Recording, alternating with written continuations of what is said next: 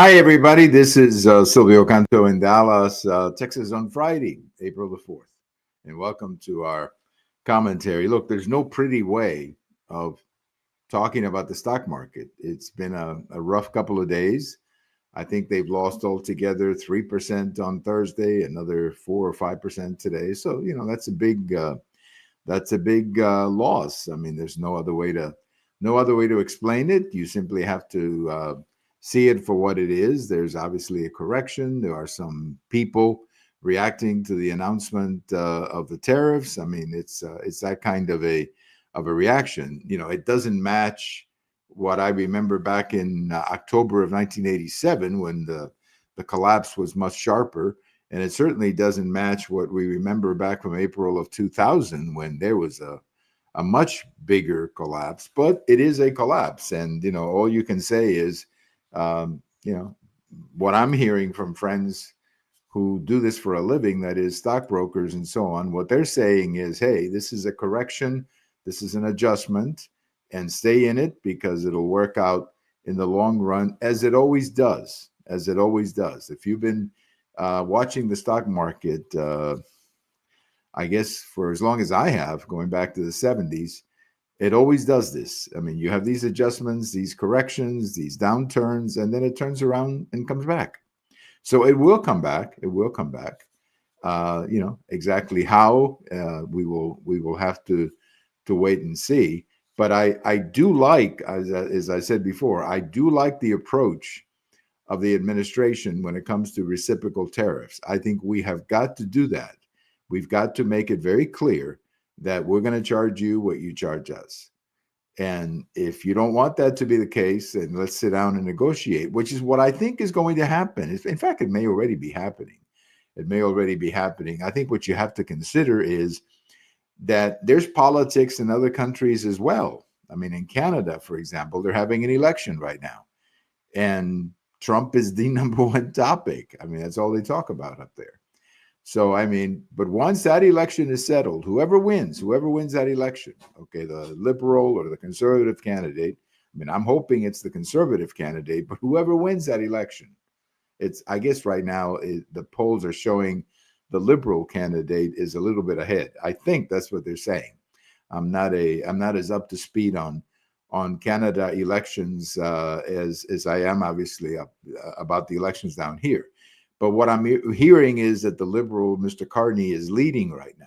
So, but it doesn't matter who wins. As soon as they count the votes and declare somebody the winner, the very first phone call that the next Prime Minister of Canada is going to make is a phone call to President Trump. And they're going to try to figure this out.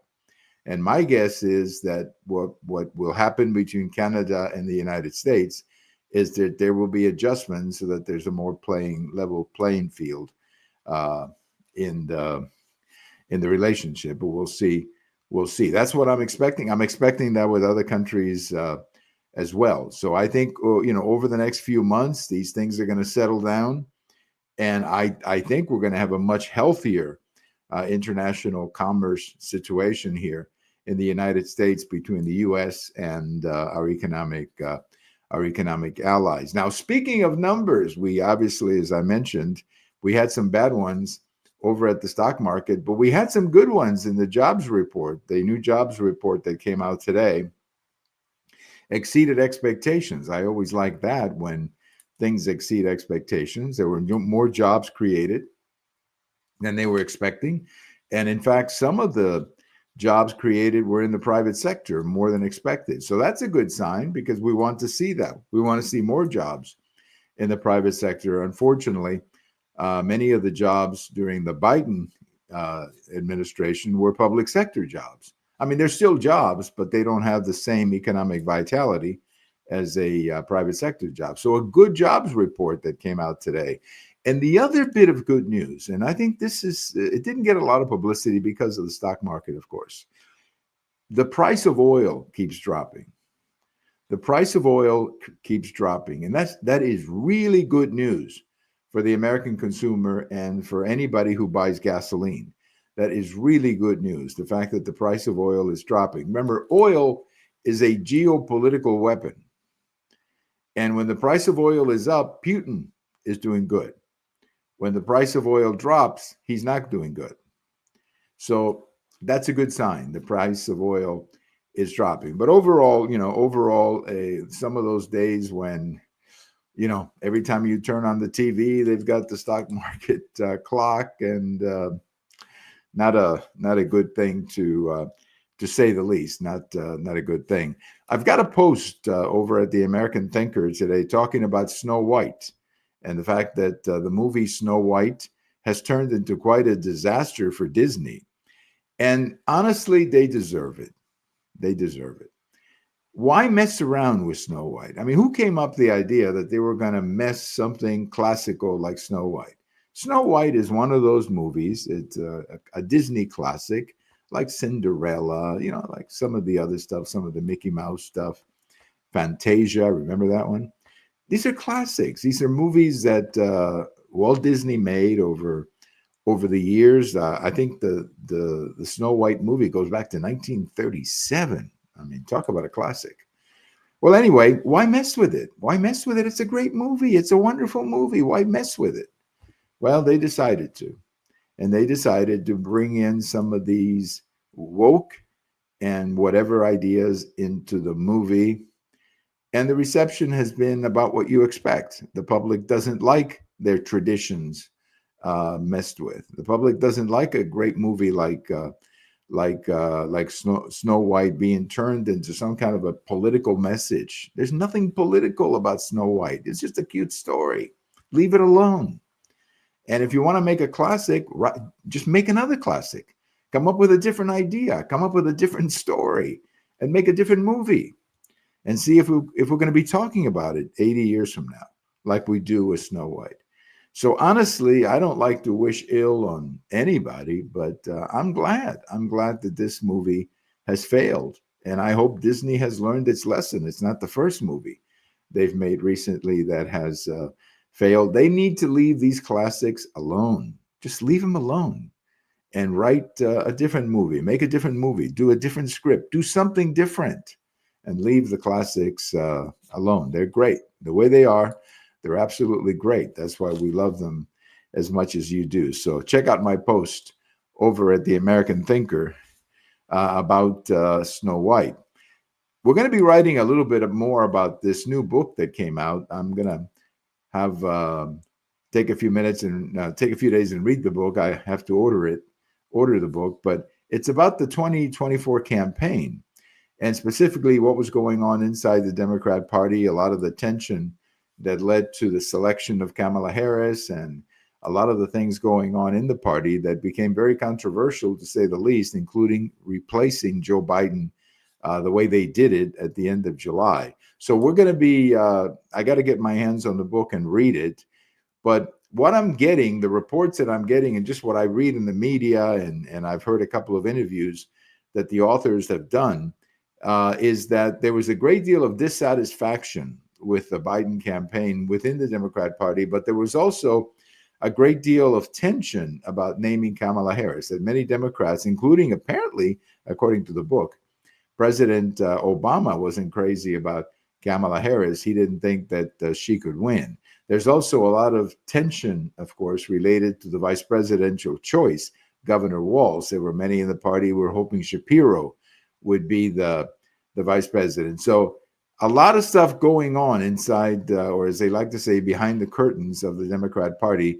And I got to get my hands on the book and read it. And when I do, maybe we'll do a show on it.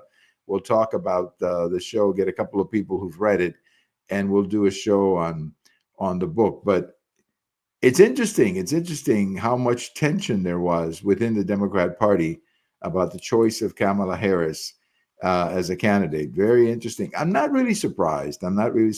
Because there were already a lot of concerns about Kamala Harris before that big July debate between, or end of June debate, I should say, between Trump and Biden. I mean, before that, there were many people who, she wasn't exactly very high in the minds of most people about a potential candidate. I mean, she didn't do herself any help, if you will, as a vice president, because she didn't tackle any of the issues, particularly the border issues.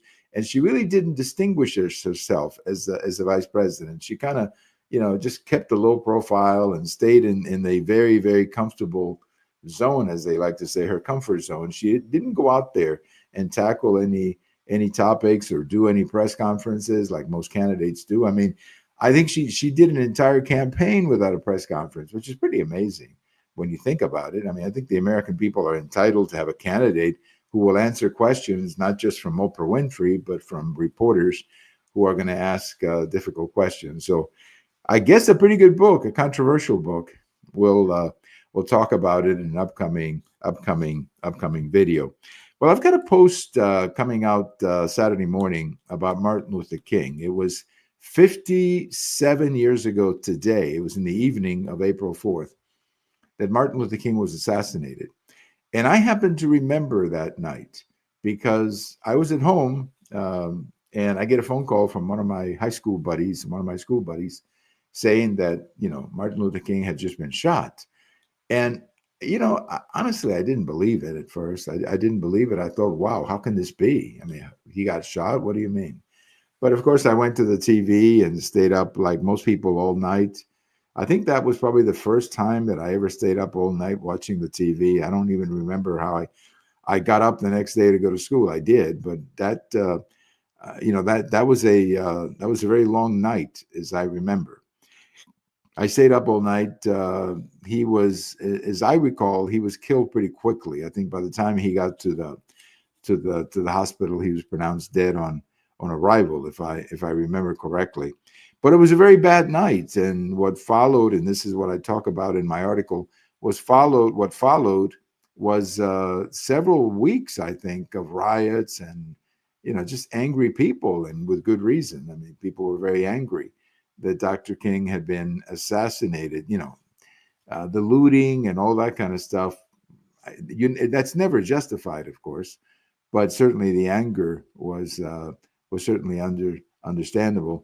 And it's been such a long time now. It's been 57 years since Dr. King was assassinated, and we now have a day, Dr. Martin Luther King Day, in January for his birthday. And I've often wondered, what would Dr. King say about the country today, and what, especially the state of African Americans, the breakdown of the Black family, the Black on Black crime, really the incredibly bad leadership of Black Democrats running many of these cities where the Black population is, identity politics. I mean, you wonder about all these things, and I don't think, again, this is just an assumption. I have no way of proving it, but my gut feeling is that I think he would have been very unhappy with the country today and what's happened with African Americans. I think on one hand, he'd be very happy with the progress that has been made. I mean, that you cannot deny that, the progress that has been made economically and in terms of opportunities and civil rights and so on. But I think the one thing that would trouble him the most is the collapse of the Black family and the very negative impact that's had on African American in general. So we remember on a day like today, 1968, the assassination of Dr. Martin Luther King. It was quite a shock. It was quite a shock.